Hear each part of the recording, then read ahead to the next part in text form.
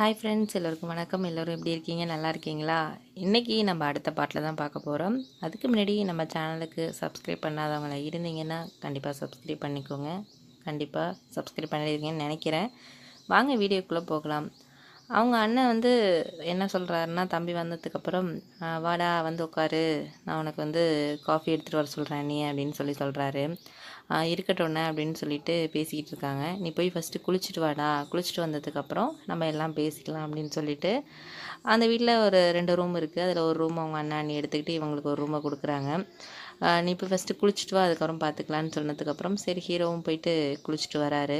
குளிச்சுட்டு வந்ததுக்கப்புறம் என்ன ஆகுதுன்னு பார்த்தீங்கன்னா, அவங்க அண்ணி வந்து காஃபி போட்டாந்து கொடுக்குறாங்க. என்ன தம்பி நல்லா இருக்கீங்களா என்னன்னு கேட்குறாங்க.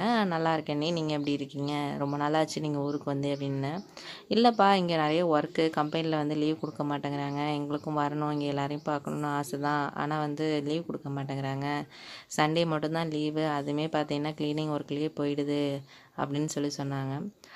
சரி நானும் இங்கே ஏதாச்சும் ஒரு வேலை பார்த்துக்கிட்டு அப்படியே கொஞ்சம் நாள் ஆனதுக்கப்புறம் ஹாஸ்டலில் தங்கிடுறேன் அப்படின்னு சொன்னதுக்கு எங்கள் அண்ணி, ஏன் நாங்கள் இங்கே 2 பேர் தானே இருக்கோம் அப்படின்னு சொன்னாங்க. ஆனால் எனக்கு வந்து மனசு கவலையாக இருந்துச்சு. அவங்கள டிஸ்டர்ப் பண்ணுற மாதிரி இருக்குமே, அவங்க ப்ரைவசியை நம்ம வந்து டிஸ்டர்ப் பண்ணுற மாதிரி இருக்கும் அப்படின்னு சொல்லிட்டு நானே மனசுக்குள்ளே நினச்சிக்கிட்டேன். அண்ணன் வந்து இதுக்கப்புறம் சொன்னார், சாப்பாடு வந்து எடுத்து வச்சுருக்கோண்டா, நாங்கள் வேலைக்கு போயிட்டு வரோம், நீ சாப்பிட்றா அப்படின்னு சொல்லிட்டு எல்லாம் எடுத்து வச்சுட்டு போனாங்க. நான் அதுக்கப்புறம் 9 மணிக்கு சாப்பிட்டேன்.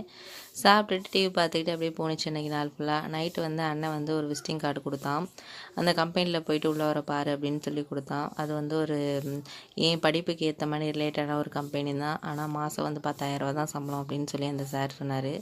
பரவாயில்ல, நம்ம ஊரில் இருந்து ஒன்றுமே இல்லாமல் இருக்கிறதுக்கு இங்கே அட்லீஸ்ட் ஒரு 10,000 ஆச்சு நம்மளுக்கு கிடைக்கிது அப்படின்னு சொல்லிட்டு சந்தோஷப்பட்டுக்கிட்டே நைட்டு வீட்டுக்கு வந்து அண்ணன்ட்ட சொன்னேன் இது மாதிரின்ட்டு. நீ கொடுத்த கம்பெனி வந்து ஓகே சொல்லிட்டாங்க, நான் இங்கேயே வேலை பார்க்குறேன், எனக்கும் பரவாயில்ல அப்படின்னு சொன்னேன்.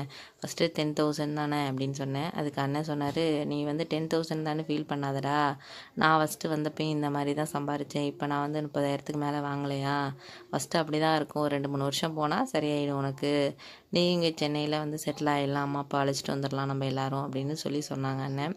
சரிண்ணே ஓகே, நான் நாளைக்கு வேலைக்கு போகிறேன் அப்படின்னு சொன்னேன். அப்போ தான் வந்து வேலைக்கு போயிட்டு இப்படியே போயிட்டு இருந்துச்சு. ஒரு மாதம் இப்படியே போயிட்டு இருந்துச்சு. அந்த சமயத்தில் தான் வந்து என்னாச்சுன்னா, எங்கள் அண்ணியோட அம்மா வந்து ஊர்லேருந்து வந்தாங்க. அவங்களுக்கு எங்கள் அண்ணிக்கு அப்பா கிடையாது.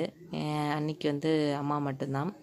அவங்களுக்கு 2 பொண்ணுங்க இருக்கிறதுனால இவங்க வீட்டில் கொஞ்சம் நாள் இருப்பாங்க, அவங்க வீட்டில் அப்படி தான் மாறி மாறி தான் இருப்பாங்க. திடீர்னு வந்து வந்தாங்க. வந்ததுக்கப்புறம் வந்து என்கிட்ட பேசிக்கிட்டு இருந்தாங்க, நானும் அவங்கக்கிட்ட பேசிக்கிட்டு இருந்தாங்க. 2 பேரும் வந்து நல்ல ஃப்ரெண்ட்ஸாகவே ஆகிட்டோம் அந்த மாதிரி. ஏன்னா அப்போலேருந்தே அவங்க நல்லா பேசுவாங்க. ஆனால் வந்து இப்போ வந்து இன்னுமே நல்லா என்கிட்ட பேசினாங்க. எனக்கு ரொம்ப அவங்க பேசினது ரொம்ப பிடிச்சிருந்துச்சு. நல்லா காமெடியாக பேசினாங்க.